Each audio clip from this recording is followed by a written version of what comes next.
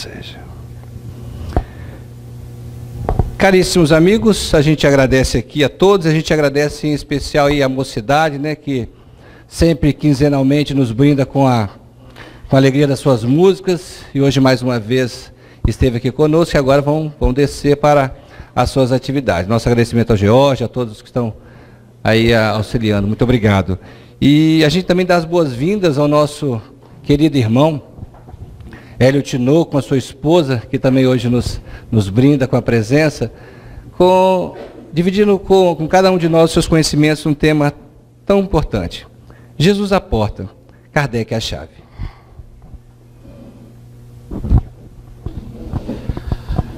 Meus queridos companheiros e companheiras, muito boa noite.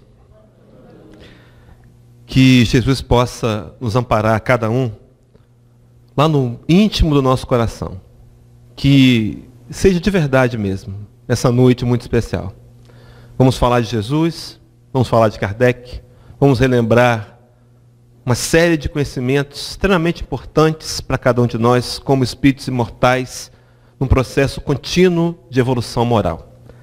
Que nós possamos sair daqui, então, conscientes, refletindo da nossa importância, refletindo no nosso papel diante da nossa própria evolução e utilizar com mais eficiência os conhecimentos trazidos e deixados por Jesus e codificados por Allan Kardec. Então, que o irmão Tomé e seus trabalhadores invisíveis que se encontram entre nós, que conhecem os nossos sentimentos e corações, possam nos assistir. E que nossos corações saiam daqui leves e felizes. Queridos, o tema proposto é Jesus à porta, Kardec a chave. Aos 3 dias do mês de outubro de 1804, há quase exatos 212 anos atrás, nascia na cidade de Lyon, na França, Hippolyte Léon Denisard Rivail, que se tornaria conhecido pelo pseudônimo de Allan Kardec, que deixaria para a humanidade um legado, deixaria para a humanidade uma contribuição profunda. Seria ele o codificador da doutrina dos espíritos. Mais tarde, no livro Opinião Espírita, em uma parceria entre 2 médiuns e 2 espíritos, Emmanuel e André Luiz, num trabalho combinado, escrevem através de Valdo Vieira e de Chico Xavier. E num dos capítulos, no capítulo 2º, intitulado Jesus, o Mestre e o Professor, me parece que é esse o tema, há uma declaração que diz que Jesus é a porta e Kardec é a chave. A proposta dessa palestra, em homenagem a Allan Kardec, reconhecendo todo o contributo que nos deixou para acelerar o nosso processo de evolução moral individual e coletivo, será entender o pensamento de Emmanuel e de André Luiz. Então a proposta, meus irmãos, é desafiadora, porque algumas vezes nós não conseguimos compreender e entender o porquê de espíritos tão superiores, claro que designados por Jesus, deixem-nos as informações que nos deixam. E talvez seja a nossa tarefa entender, compreender e aplicar a vida. Mas vamos pensar então nesse tema, Jesus à porta, Kardec a chave. Quero começar com a palavra de Jesus, no Evangelho de João, no capítulo 10, versículo 9, onde o próprio Jesus teria dito: eu sou a porta. Se alguém entrar por mim, salvar-se-á. Jesus declara ser a porta e diz que aqueles que podem entrar por ele, que optarem entrar por ele, que quiserem entrar por ele, salvar-se-ão. Mas que salvação?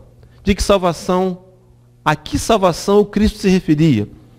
Quando nós nos damos conta, quando nós ouvimos falar em salvação, na maioria das vezes a pergunta seguinte é: salvar de quê? Salvar-nos de quê? O que Jesus quis dizer em ser ele a porta? E mais, o que ele quis dizer que nós nos salvaríamos? Salvar-se-á. E aí, para a gente compreender isso, é preciso que, nesse entendimento de Jesus ser a porta, a gente entenda que essa porta conduz a um caminho. Toda porta conduz a um caminho, que leva a algum lugar. Mas que caminho então? Que caminho é esse que Jesus nos proporia, que seria um caminho que nos faria nos salvar? Eu sou a porta. Aquele que entrar por mim, salvar-se-á. A salvação então é de nós mesmos, é uma conquista que nós adquirimos ao longo das experimentações, ao longo do despertar da nossa consciência. Seria isso? Que caminho a ele se refere?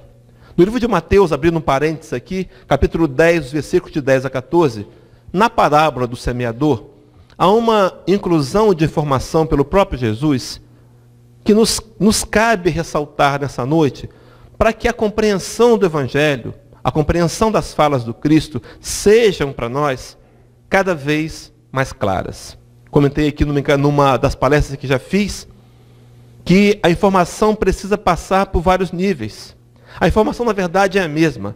O nosso nível de entendimento, à medida que avançamos moralmente e intelectualmente, faz com que a ampliação do conhecimento se torne mais profunda. Dei aqui o exemplo da escada em caracol. Quantas vezes rodamos e passamos pelo mesmo lugar, no entanto, de um ponto de vista mais alto.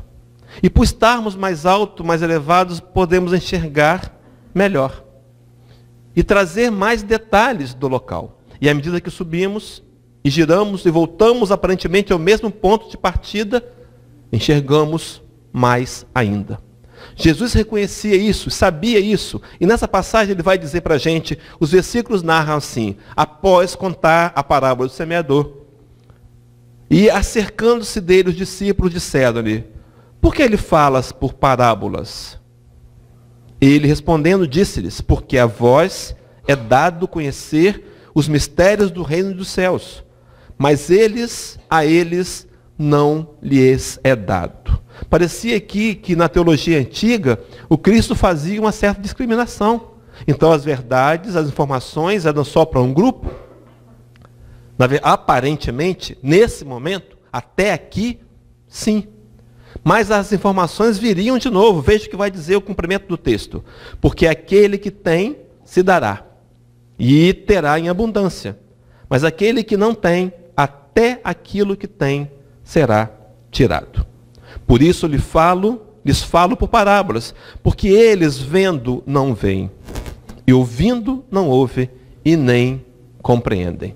E completa finalizando dizendo, e nele se cumpre a profecia de Isaías que diz, ouvindo, ouvireis, mas não compreendereis. E vendo, vereis, mas não percebereis. A verdade esteve sempre ao nosso lado, queridos, o tempo todo. Deus disponível, a divindade disponível o tempo todo.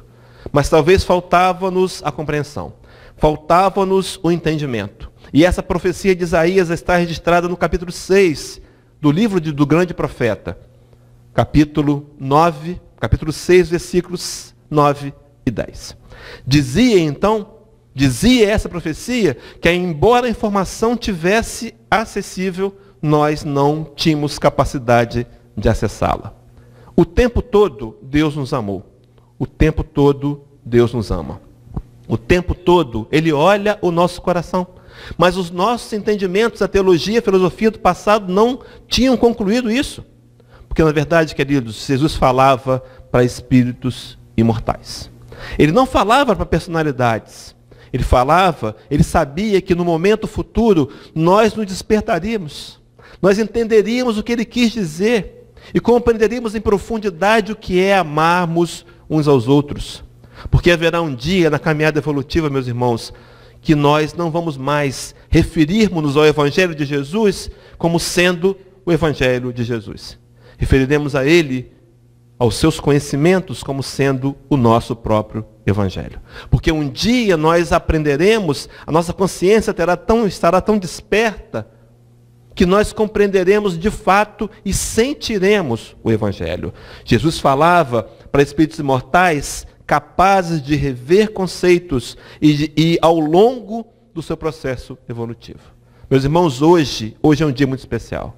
Hoje é um dia que nós podemos fazer mudanças, podemos refletir. É bem verdade. No passado, nós trouxemos uma ideia impregnada do nosso psiquismo de não fazer mudanças. Nós dizíamos isso. Eu nasci na religião do meu pai, na religião dos meus pais eu hei de morrer. Nós éramos difíceis para fazer mudanças. No entanto, a vida foi nos dizendo e nos provando, na experiência do dia a dia, que somos aqueles que precisamos fazer as mudanças. Precisamos refletir, sair de um lugar para o outro, fazer o chamado êxodo espiritual, sair daquele momento onde o materialismo é mais importante, onde as coisas da matéria prevalecem, para migrarmos e caminharmos em direção ao mundo espiritual. Mesmo que temos que passar pelos desertos da dor, do desafio, do sofrimento, das decepções, o deserto que nos convida a olhar para a gente e muitas vezes nos desagradar. Porque nós somos seres capazes de rever os nossos conceitos. Viemos aqui essa noite, meus irmãos, para sedimentar conceitos que já revimos. Há 2 encarnações atrás, ou há 3, ou há 1, ou nessa mesma, nós tínhamos uma série de preconceitos que nós agora estamos desconstruindo, através de um caminho, através do caminho proposto por Jesus, e ele diz ser a porta. Compreendemos essa informação? Na totalidade ainda não. Mas hoje muito mais do que quando foi dita.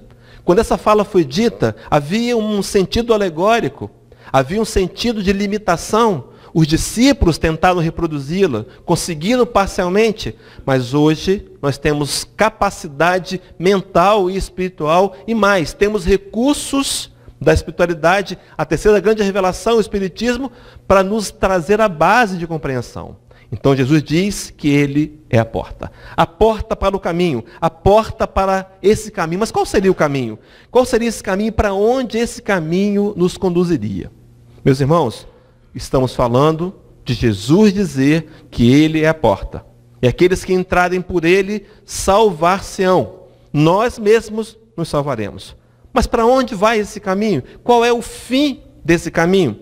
E nós começamos a pensar, e para trabalhar essas respostas, naquela questão dos 2 caminhos trazida por Jesus no Evangelho de Mateus, no Sermão da Montanha, capítulo 7, versículo 13 e 14. Diz assim Jesus: entrai pela porta estreita, porque larga é a porta e espaçoso o caminho que conduz à perdição. E muitos são os que entram por ela.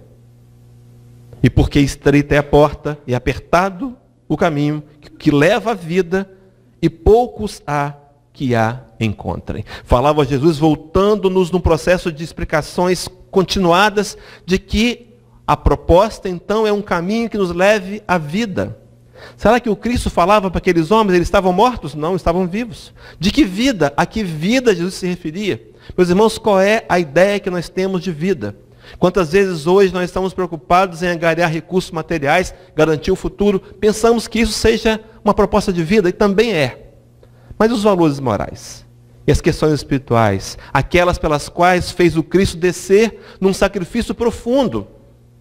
Há uma informação no livro Exilados de Capela, um livro que não tem o aval da Federação Espírita do Brasil, mas um livro que vale a pena a gente consultar, que diz que para Jesus encarnar aqui, teria levado entre 3.000 e 4.000 anos para fazer uma adequação do seu corpo perispiritual. Talvez tenha sido esse o maior sacrifício que o Cristo tenha feito. Não aquele da cruz, não aquele das decepções, porque aqueles que os martirizaram, aqueles que os criticaram e os censuraram e os zombaram, foram os mesmos beneficiados. Quem sabe, alguns de nós. Mas o sacrifício do Cristo para dizer e deixar o caminho da vida. De que vida? No livro de Deuteronômio, capítulo 11, versículo 26 a 27, com o subtítulo A Bênção e a Maldição, Esdras / Moisés, vão escrever assim: eis que hoje eu ponho diante de vós a bênção e a maldição. A bênção quando cumprirdes os mandamentos do Senhor vosso Deus, que hoje vos ordeno. Vejam que há um condicionamento. Ele fala em conquistar a vida, ele é o caminho da vida, mas ele diz também que salvar-se-á aqueles que entram por ele. E agora, Moisés está dizendo, os que cumprem os mandamentos do Senhor, esses encontram a vida, encontram a bênção. Parecia que Moisés sabia do enredo futuro, da questão 614 do Livro dos Espíritos, onde Allan Kardec, através dos benfeitores espirituais, ouviria dizer que o homem só é infeliz quando ele se afasta das leis de Deus. A necessidade imperiosa e real e presente nesse momento para refletirmos e olhar para nós mesmos e nos perguntar se entendemos as leis de Deus, se as temos praticado. Comentava numa palestra que fiz na Sociedade Praiana, no dia 29 de agosto desse mesmo ano. Foi uma homenagem a Bezerra de Menezes. E me lembrei daquela passagem, era o ano de 1875, Bezerra de Menezes receberia das mãos do Dr. Travassos, Joaquim Travassos, um livro dos Espíritos. Faria uma viagem de bonde que duraria 1 hora da Tijuca para o centro do Rio. E naquela viagem ele leria, ele folhearia esse livro e perceberia que as verdades inseridas ali, ele já as conhecia. E se torna um dos homens mais importantes na divulgação e na implantação da unificação do Espiritismo. Mas esse homem, esse livro, esse exemplar, meus irmãos, teria sido traduzido pelo próprio Dr. Travassos. Essa cópia que ele recebe é uma cópia feita pelo Dr. Travassos.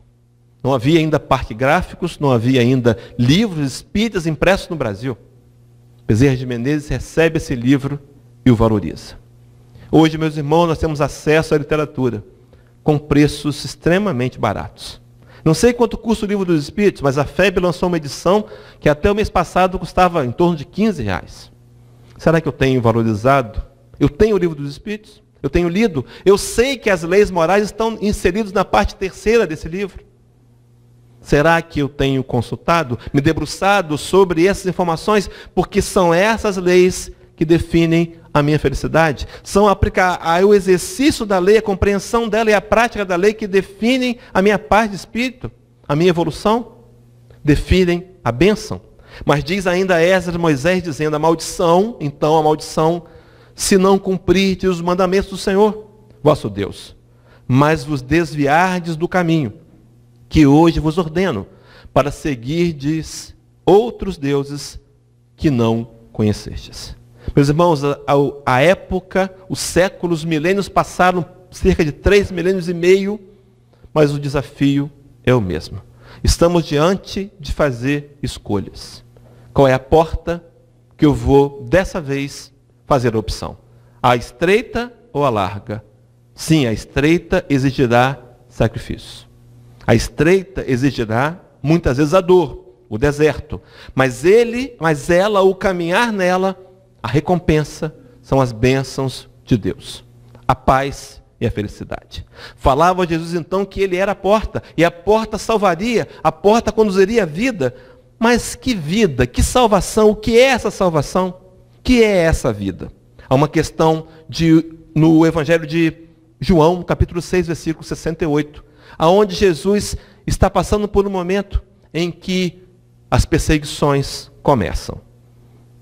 Até aquele instante, o glamour, os momentos felizes à beira do Tiberíades, os discursos, as curas, estavam sendo acompanhadas por milhares. Muitos se tornaram seguidores. Mas quando as perseguições começaram, alguns deles resolveram abandoná-lo. Meus irmãos, estar do lado da bênção, do lado dos benefícios, é fácil. Difícil é testar a nossa fé e estar do lado das dificuldades. Sem esmorecermos e continuarmos seguindo adiante, porque sabemos a realidade espiritual. Muitas vezes nós mesmos, num processo de dúvida, nos questionamos. Será que isso é verdade? Mas nós podemos hoje experienciar as verdades quando sentimos Jesus no nosso coração. Nesse momento, então, Jesus aproveita, olha para os seus 12 diretos e vai dizer para aqueles homens, vocês não querem aproveitar? Que muitos estão indo embora? Não querem também me abandonar? E Pedro diz assim, respondeu-lhe Simão Pedro, Senhor, para quem iremos? Tu tens as palavras da vida eterna. Falava aqui de Jesus, de valores acima do entendimento humano daquela época. nós não compreendemos.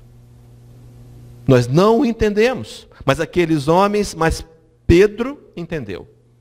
Para quem iremos?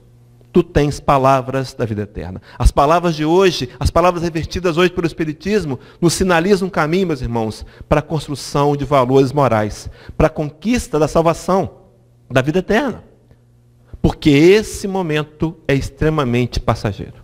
A nossa vida tem passado muito rápido.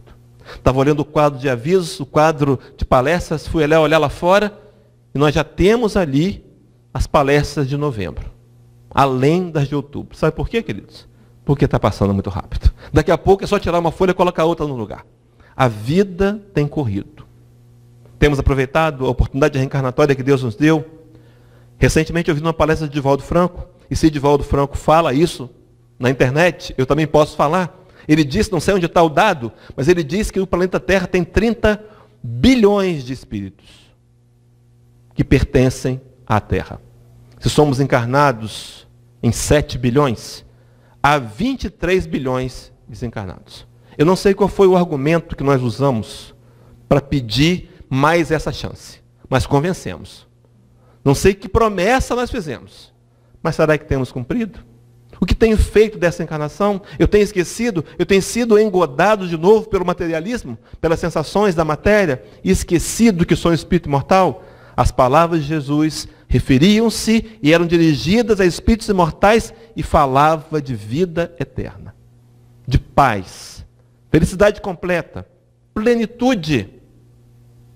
Não eram assuntos comuns, ditos a homens comuns, mas que no futuro eles compreenderiam. No futuro, nós compreenderíamos. No livro Renúncia, no capítulo Testemunhos de Fé, o personagem Alcione vai dizer assim no capítulo 3.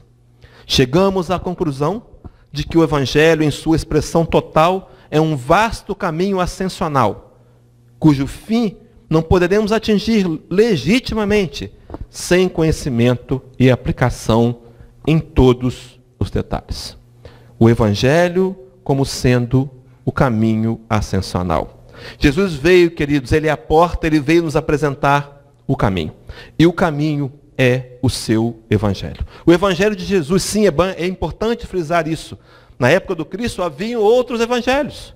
Porque a palavra evangelho significa boa nova. Os romanos tinham um evangelho, aonde o Messias era o próprio César. A figura do César levou o Império Romano à falência. Mas Jesus vem apresentar o seu evangelho como sendo um caminho ascensional. E que não podemos atingir os objetivos se não utilizarmos em toda a sua extensão. Está lançado o desafio. Compreender o Evangelho intelectualmente, trazer para a vida em toda a sua extensão. Talvez pouquíssimos entre nós tenhamos conseguido ousar aplicar dessa forma, mas temos tentado. E precisamos continuar tentando, porque aos poucos vamos concluindo de que nós podemos aplicar o Evangelho à vida, aplicar o Evangelho na família, na rotina. Essa é a porta que leva ao caminho. E o caminho é o Evangelho, que leva à vida eterna, que leva à salvação. E vejam bem, aquele que entrar por mim, salvar-se-á. É um trabalho individual, primeiro de compreensão, meus irmãos, de entendimento intelectual, é verdade, para depois levar esse entendimento para o coração. Nós estamos aqui nessa noite, vamos aqui buscar de novo isso. Essa vontade de nos empurrar para que a informação entre no coração, penetre profundamente, para que as informações sentidas mudem a nossa atitude. Nós somos reflexos, nós podemos olhar para a nossa vida e analisar o que somos pelas nossas atitudes. É um termômetro, é um aparelho de medição. Mas à medida que eu trago o Evangelho, que eu me auto-evangelizo, que eu trago o Evangelho para dentro de mim, os resultados serão melhores. E o caminho, a salvação, a vida eterna. Então Jesus é a porta, mas essa porta, queridos, esse evangelho, esse caminho, não foi bem compreendido. Não foi bem compreendido. Ele, o próprio Cristo, veio, habitou entre nós, viveu conosco. Em 3 anos ele exemplificou o seu evangelho de amor. Mas nós não entendemos. É João no capítulo 1, versículo 11, que vai dizer assim: veio para os que era seu, e os seus não o receberam. Nós não entendemos. Ele foi acima da nossa capacidade de entendimento. Sabia o que aconteceria. Foi dito pelos profetas. Nós não o compreenderíamos. Mas ele deixou-nos o caminho. É como alguém que tem um mapa nas mãos, mas falta percorrer. É alguém que tem a orientação segura, mas ainda falta colocar em prática. Quantas vezes, meus irmãos, ainda nós repetimos o mesmo erro do passado? Nós crucificamos Jesus na nossa vida. Não é verdade, nós ficamos aborrecidos, não gostamos, por exemplo, dos fariseus, temos uma certa implicância, porque eles mataram Jesus, é bem verdade. Quem sabe nós, fariseus, matamos Jesus? Mas quantas vezes hoje temos repetido a mesma história? Quantas vezes? Sabemos qual é o caminho. Sabemos que ele é a porta. O caminho é o evangelho, leva a vida eterna. Mas não o valorizamos.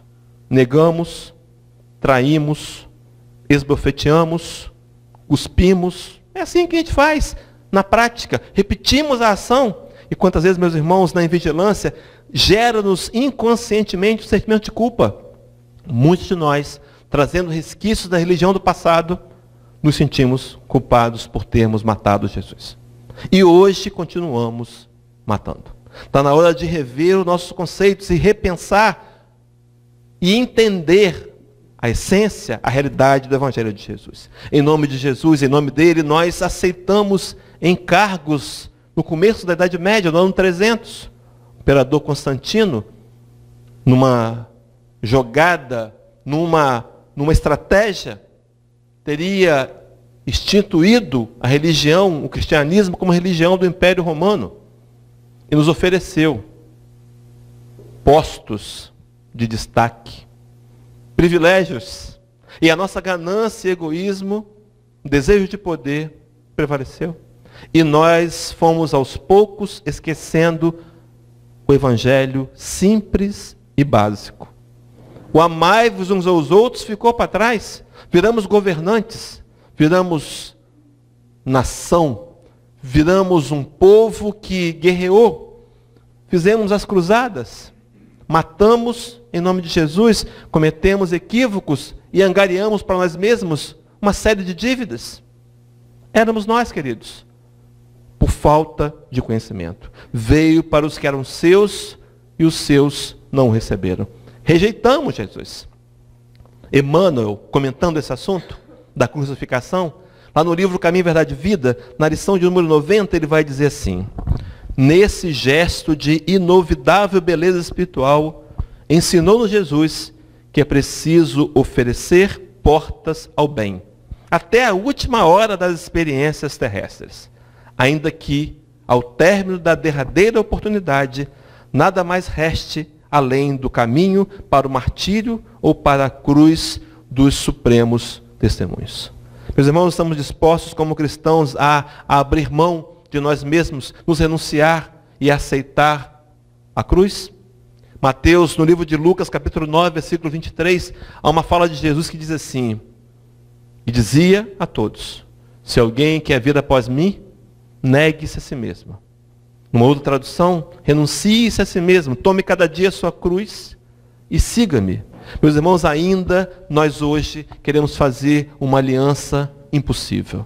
Queremos viver no mundo da luz e no mundo das trevas. Queremos misturar as coisas. Não tomamos ainda uma posição acertada e segura ao lado de Jesus. Ainda não entendemos que ele é a porta. Não compreendemos que ele é o caminho. Nós o rejeitamos. Nesse mesmo conceito de portas do bem, pensando em bem, agora ainda no livro Caminho, Verdade e Vida, de Emmanuel por Chico Xavier, a lição 35 vai dizer assim, o benfeitor Emmanuel: somente o bem pode conferir o galardão da liberdade suprema, representando a chave única, suscetível de abrir as portas sagradas do infinito à alma ansiosa. Davi, num dos seus salmos, diria que nossa alma tem sede de Deus, do Deus vivo. Estamos ansiosos por saciar essa sede. Jesus é a porta, o Evangelho é o caminho, mas nós não acessamos. Ele disse certa vez, quando conversava com a mulher samaritana no poço de Jacó, que ele era a água viva. Ele diria àquela mulher: se tu soubesses, mulher, quem é que fala contigo, tu lhe pedirias, e ele te daria a água viva. E rios de água fluiriam de dentro de você. Quanta sede, meus irmãos, quanta sede. E ainda quanto descaso com a água. O caminho continua traçado. E quantas vezes nós não o seguimos, mal barateamos o caminho. Deixamos para depois. Brincamos. Depois eu resolvo isso. Meus queridos, será que nós vamos ter oportunidade de imediato? Será que está à minha disposição o momento para resolver problemas? Ou Deus colocou-nos agora diante deles para aproveitarmos e crescermos? A encarnação é um convite a revermos a nós mesmos. Mas o bem, então, seria o bem, o caminho para a libertação. Allan Kardec, mais tarde, no Livro dos Espíritos, no Evangelho segundo o Espiritismo, no capítulo 15, parafraseando Paulo de Tarso, ele criaria o lema da doutrina espírita: fora da caridade não há salvação. Não há salvação sem a prática do bem. Jesus é o caminho é o Evangelho. O Evangelho é a caridade, é a prática do bem. Não há como não fazer essa ligação. Nós tentamos não fazer durante algum tempo. Nós tentamos criar uma religião onde os conceitos fossem temporários, onde nos satisfizesse parcialmente. E vivemos assim. Éramos religiosos, mas não estávamos preocupados em sermos espiritualizados. No entanto, a evolução da humanidade foi acontecendo. E o convite hoje, meus irmãos, não é ser mais religioso. É sermos espiritualizados.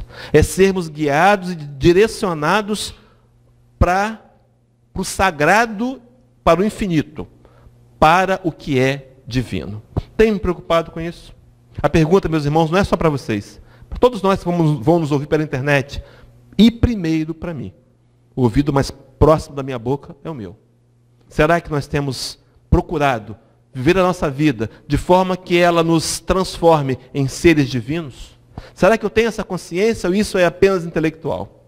Paulo de Tarso, numa certa ocasião, uma de suas cartas, ele diria que a letra mata, mas o espírito vivifica. É o momento, queridos. Estamos vivendo o momento da transição planetária. O momento em que precisamos olhar para essa encarnação como algo importante. E não importa o que fizemos daqui para trás, não dá para mexer mais com isso. Mas podemos sim, daqui para frente, fazer diferente. Não é porque eu errei no passado que eu preciso continuar errando. Nós podemos flexibilizar. Nós podemos voltar atrás. Nós podemos tomar um novo rumo agora. E mudar de atitude.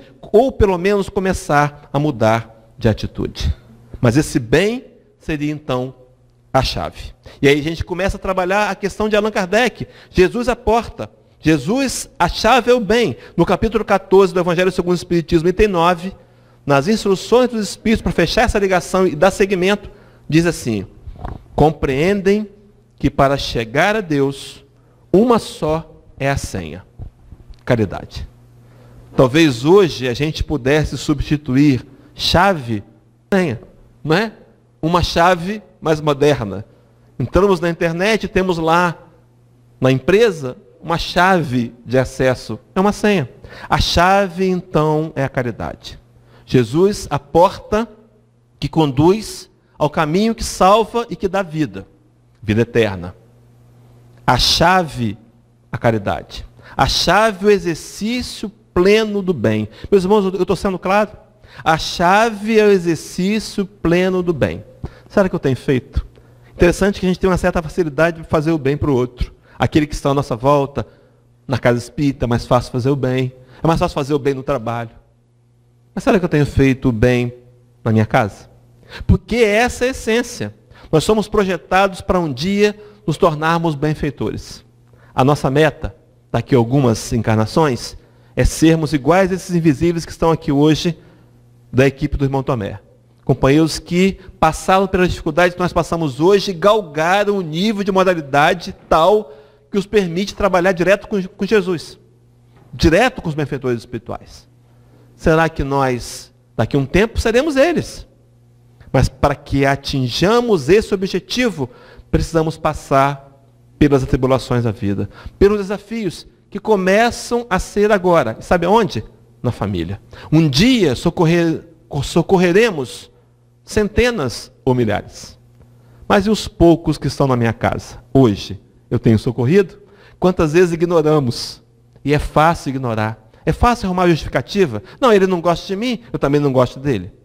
É melhor assim. Não é verdade, não é melhor assim. Melhor é amar. O melhor sempre será o amor, a compreensão, a tolerância. O melhor sempre será para nós, espíritos imortais, caminhando para sermos benfeitores. O desafio da mudança é difícil, nós não queremos. Nós queremos a acomodação. Nós preferimos, a grande maioria, a raça humana prefere a acomodação. As pessoas brincam, tomara que o mundo acabe em barranco para eu morrer encostado. Não é? As pessoas querem facilidades. Mas o desafio do Evangelho é olhar para a gente mesmo. Recorda-se daquela palestra, daquela palavra de Jesus, no Sermão da Montanha, onde o Cristo teria dito, antes de tentar tirar o cisco do olho do teu irmão, tira primeiro a trave do teu próprio olho. Seria Jesus olhando e dizendo para a gente, olha para você. Meus irmãos, não dá para a gente fazer comparações, não dá para julgar o outro, não estamos capacitados para isso. Cometemos equívocos quando julgamos o irmão. O único julgamento, a única comparação que faz crescer e que é viável é quando olhamos para nós mesmos. E comparamos o homem que fomos ontem com o homem que somos hoje. E percebemos os defeitos, as dificuldades e as sombras. Bem-vindos à realidade. Mas fazemos dessas sombras ingredientes para construir a luz. Olhamos para as sombras, para os defeitos e entendemos que somos seres que falhamos.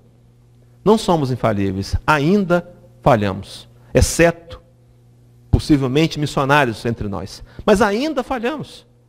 E precisamos reconsiderar muitas vezes que somos críticos severos de nós mesmos. Está na hora de sermos nossos amigos. E começarmos a entender que quando percebemos sombras, somos convidados a substituí-las pela luz. Eliminar as trevas. Colocar no coração mais amor, mais paz, mais respeito pelo outro. É essa a proposta. E isso é o exercício da caridade.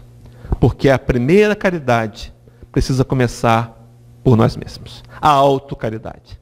Esse auto-amor, porque quando eu me amo, quando eu me aceito com dificuldades que tenho, e não me paraliso no caminho da evolução, esse sentimento reflete nos meus relacionamentos com os outros. Quantas vezes nós não conseguimos amar direito, porque não nos amamos direito? Quantas vezes não conseguimos perdoar os outros, porque ainda não entendemos que precisamos perdoar? Nossos erros do passado, nossos equívocos fazem parte da evolução. Nós cometemos equívocos, matamos Jesus, queimamos pessoas vivas, fomos para as cruzadas, aceitamos a propina do imperador romano, cedemos, nos vendemos, esquecemos o Evangelho, guardamos nos porões das catedrais, iludimos pessoas, modificamos os textos sagrados, fez parte da evolução. Passado o tempo, aparece então no cenário Allan Kardec. Esse companheiro que trouxe a codificação. No livro Obras Póstumas, quando tem uma conversa, o título do capítulo é Minha Missão, o Espírito de Verdade vai alertar Allan Kardec com relação ao valor da missão que ele teria, dando a ele a oportunidade de recuar, inclusive, se quisesse naquele momento. E diz para ele, olha, a tua missão, o Espiritismo, vai transformar e abalar o mundo inteiro. É essa a informação. Nós não entendemos Jesus. Precisávamos de uma chave. Para entender esse pensamento, para entender Jesus na visão que temos hoje, um Jesus que nos ama profundamente, que não castiga, que não pune, mas que, pelo contrário, nos incentiva, nos motiva a olhar para a gente e encontrar os erros, para corrigir. E não para nos autocensurarmos, não para nos automutilarmos. Não. Estamos aqui, meus irmãos, nessa reunião espírita, para ouvir o Evangelho de novo. Quantas vezes foram que já ouvimos? Muitas, muitas, ao longo das vidas. Mas com essa compreensão, precisamos prestar um tributo a Allan Kardec. E nessa chave, o Evangelho, então, para compreendermos, a chave é o Espiritismo. A chave para compreender o Evangelho é o Espiritismo, não é Allan Kardec. Allan Kardec foi o meio pelo qual os benfeitores se utilizaram, era um benfeitor espiritual, era um espírito superior da equipe do Espírito de Verdade, com a missão de codificar. Conversava esses dias com um amigo meu e dizia assim, nossa, imagina se Allan Kardec tivesse acesso, na época dele, a e-mails, à internet. Meus queridos, a codificação foi feita com cartas escritas apenas, não tinha nem esferográfica, mandadas para vários médios em redor do mundo. As respostas recebidas por carta eram conferidas. Muitas coincidiam, inclusive, nos mesmos termos das palavras. E ele foi codificando e trouxe-nos a maior revelação possível para cada um de nós. A compreensão de quem somos, para onde vamos, porque passamos pelas dores que passamos, porque estamos aqui, porque estamos na família que estamos, porque temos as aptidões profissionais que temos. Ficou muito claro. Tudo muito claro. Sabe o que acontece? A mesmo exemplo do Evangelho, nós agora começamos a esquecer. Deixamos um pouco para trás, socializamos o Espiritismo, isso é importante ter também. Mas fizemos, para muitos de nós, um clube, um lugar de encontro. O Evangelho de Jesus, redivivo pelo Espiritismo, nós não podemos mais, meus irmãos, cometer o mesmo erro do passado. Fazer com que seja algo interessante, bonito, mas distante das propostas de autotransformação. Kardec traz o Espiritismo como sendo a chave. Allan Kardec, então, vai avançar e essa chave vai dizer que Jesus é a porta, mas que a porta precisa ser aberta. Essa porta precisa ser escancarada. Nós precisamos abrir a porta para que o conhecimento entre o nosso consciente e migre para o coração, para que a gente possa ter atitude diferente. Na introdução de O Evangelho segundo o Espiritismo, nos itens 1 e no item 7, no item 1, Kardec vai falar do objetivo da obra. Ele vai dizer assim, podem dividir-se em 5 partes as matérias contidas nos Evangelhos. Primeiro, os atos comuns da vida do Cristo. Segundo, os milagres. Terceiro, as predições. Quarto, as palavras que foram tomadas pela igreja para a fundamentação dos seus dogmas. E, quinto, o ensino moral. As 4 primeiras têm sido objeto de controvérsias. A última, o ensino moral, porém, conservou-se constantemente inatacável. Diante desse código divino, a própria incredulidade se curva. Código de moral universal. Código divino. O Evangelho de Jesus. Redivivo. Reescrito de forma clara. Pegamos 40 passagens do Evangelho segundo o Espiritismo e transformamos isso num livro, numa sequência, Evangelho segundo o Espiritismo, sem ordem cronológica. Uma sequência moral. Meus irmãos, os ensinos são claros. No item 7, Allan Kardec vai escrever assim, mantendo a introdução. Assim como Cristo disse, não vim destruir a lei, porém cumpri-la, também o Espiritismo diz, não venho destruir a lei cristã, mas dar-lhe execução. Alguns dizem que nós espíritas não somos cristãos. Nós somos os mais cristãos dos cristãos. Nós compreendemos as verdades do Evangelho sem os preconceitos, sem os dogmas, livres da cegueira, livres da fé cega. Meus irmãos, por acaso? É por acaso que você é espírita? Não. É por acaso que a sua encarnação espírita é na nova era? Não. Nós temos uma missão. Kardec é a chave. Jesus é a porta, mas alguém tem que abrir a porta. E a porta começa a ser aberta por nós mesmos. Completa o benfeitor, completa então Jesus. Allan Kardec. Nada ensina em contrário ao que ensinou o Cristo. Nada. Mas desenvolve, completa e explica em termos claros e para toda a gente o que foi dito apenas sob forma alegórica. Vem cumprir nos tempos preditos o que o Cristo anunciou e preparar e realizar as coisas futuras.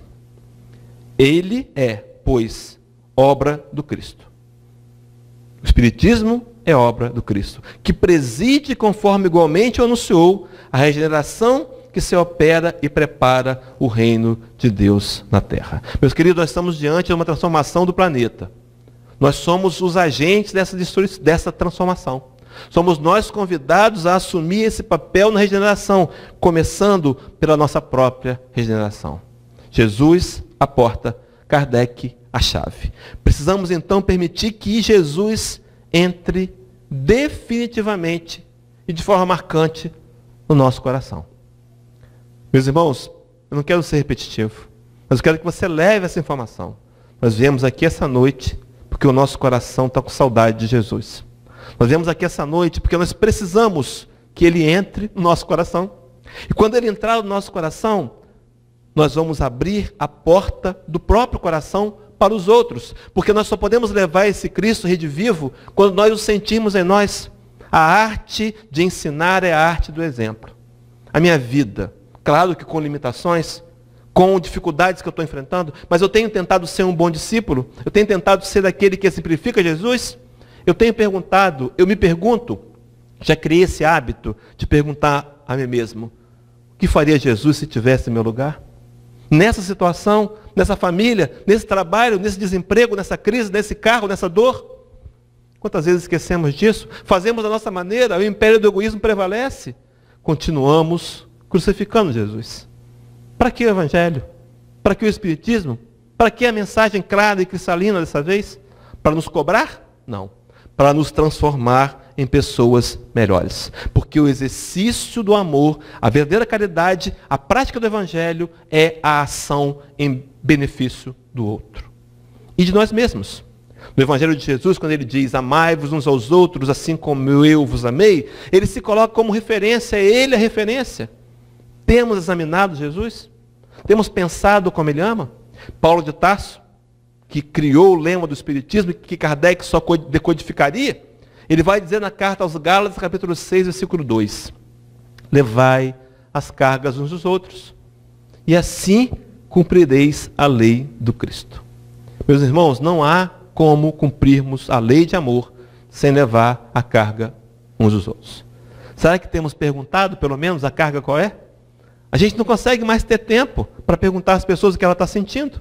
E quando temos tempo de perguntar, não ouvimos a resposta. Né? Encontramos uma pessoa na rua, passamos por ela e perguntamos, como vai? Ela responde, como vai? E vamos embora. Ninguém está querendo saber como o outro vai. É assim? Está na hora de voltarmos a entender, nos colocar no lugar do outro e pensar como o outro. E sentir pelo outro e tentar entendê-lo. Tentar compreender a situação dele, entender que ele vive algo que ele causou. Resultado, Deus não puniu, mas eu posso aliviar a sua dor. Com uma cesta básica, com um sorriso, com um copo d'água, com um prato de sopa, com um abraço. Poucas coisas. Meus irmãos, nós não somos convidados a fazer muito. Não. Nós somos convidados a fazer o que podemos. O que você pode fazer a mais hoje? O que você pode fazer como sacrifício? Quantas vezes a gente não quer? A gente quer o evangelho da comodidade. A gente quer o evangelho que nos possibilite momentos de elevo espiritual, uma certa tranquilidade. Mas e a prática dele na vida? Será que vamos fazer dessa encarnação o mesmo que fizemos nas outras? Repetir o mesmo erro? Continuar sendo religiosos? No catolicismo, quando católicos, nós instituímos o adjetivo católico não praticante. Será que vamos fazer o mesmo aqui, na doutrina dos Espíritos? Pensar então que a ação do Evangelho, a porta que leva à salvação e à vida eterna é a caridade. Tão claramente aberta a porta pela chave que Kardec nos trouxe através do Espiritismo. No livro Opinião Espírita que eu citei, o capítulo de número 2, o mestre e o apóstolo, corrigindo, Chico e Valdo Vieira. Emmanuel e André Luiz. Veja que dupla. Vão trazer um quadro. Eu vou só ler. Não é um poema, é uma informação. Mas vejam só o exemplo que esses benfeitores nos deixam. Trabalham juntos. Trabalham em equipe. Eu não sei quem foi que disse, quem disse o quê, quem escreveu o quê, não importa. Deixam-nos exemplo que a mais importante é a realização da tarefa. Meu irmão, mais importante do que você fazer é a tarefa ser feita. Não importa quem fez. Se você fez, parabéns, que bom que você fez. Mas é preciso ficarmos anônimos. Todas as vezes que fazemos a tarefa do Cristo para angariar prestígio pessoal ou qualquer tipo de recurso financeiro, cometemos os mesmos erros do passado. Está na hora de aprendermos a servir, a nos tornarmos escravos e servidores. Mas o capítulo, eu vou ler rapidamente por causa do relógio, diz assim: luminosa a coerência entre o Cristo e o apóstolo que lhe restaurou a palavra. Jesus, o mestre. Kardec, o professor. Jesus refere-se a Deus junto da fé sem obras. Kardec fala de Deus rente às obras sem fé. Jesus é combatido desde a primeira hora do Evangelho pelos que se acomodam na sombra. Kardec é impugnado desde o primeiro dia do Espiritismo pelos que fogem da luz. Jesus caminha sem convenções. Kardec age sem preconceitos. Jesus exige coragem de atitudes. Kardec reclama independência mental. Jesus convida ao amor. Kardec impele a caridade. Jesus consola a multidão. Kardec esclarece o povo. Jesus acorda o sentimento. Kardec desperta a razão. Jesus constrói. Kardec solidifica. Jesus revela. Kardec descortina. Jesus propõe. Kardec expõe. Jesus lança as bases do cristianismo entre os fenômenos mediúnicos. Kardec recebe os princípios da doutrina espírita através da mediunidade. Jesus afirma que é preciso nascer de novo. Kardec explica a reencarnação. Jesus reporta-se a outras moradas. Kardec menciona outros mundos. Jesus espera que a verdade emancipe os homens. Ensina que a justiça atribui a cada um pelas próprias obras. E anuncia que o Criador será adorado na terra em espírito. Kardec esculpe na consciência as leis do universo. Em suma, diante do acesso aos mais altos valores da vida, Jesus e Kardec estão perfeitamente conjugados pela sabedoria divina. E conclui dizendo: Jesus, a porta, Kardec, a chave. No livro de João, capítulo 21, versículo 17, para terminar. Aquele episódio em que Jesus, na chamada Santa Ceia, vai perguntar a Pedro se ele o amava. E o texto diz assim: disse-lhe terceira vez: Simão Pedro, filho de Jonas, amas-me? Simão entristeceu-se por ter-lhe dito terceira vez: amas-me? E disse-lhe: Senhor, tu sabes tudo. Tu sabes que eu te amo. Diante da indagação de Jesus ao coração de Pedro, talvez a mesma aos nossos corações hoje, o Cristo pergunte: meu irmão, você me ama? E talvez no automatismo de Pedro nós dizemos: sim, Senhor, te amamos. Mas numa reflexão mais profunda ele pergunta uma segunda vez: Pedro, me amas? E Pedro fica entristecido. E na terceira vez agora ele diz: Senhor, tu vês meu coração, tu sabes que eu te amo. Diante da resposta sábia de Pedro, Jesus diz para Pedro, disse-lhe Jesus: apacenta as minhas ovelhas. Meus queridos, apacentar as ovelhas é nos colocar no lugar do outro. É entender que apacentar é amar e trazer a paz. É pacificar, amar e pacificar. Ama e serve sempre. Meus irmãos, para a gente poder amar, exercitar a verdadeira caridade, sermos os verdadeiros espíritos que vão transformar o mundo, precisamos trazer no nosso coração o amor. Primeiro, Cristo pergunta: amas-me? Então apacenta. Então trabalha. Então serve. O que precisa nos mover, meus queridos, em direção a Jesus é o amor que sentimos por Ele. Nada mais. Nada mais. Não precisamos agradar os outros. Não precisamos fazer o que os outros pensam e esperam da gente. Não. Precisamos ser norteados pelo amor. Apacenta as minhas ovelhas. Ama e serve sempre. Que nós possamos reconhecer, então, em Allan Kardec, esse benfeitor espiritual que nos possibilita nessa noite, mais uma vez, refletir, pensar em nós mesmos. E quem sabe, sair daqui nos decidindo pela porta estreita, pela porta do sacrifício, pela porta do deserto, pela porta que nos levará a construir a nossa própria salvação. Muita paz.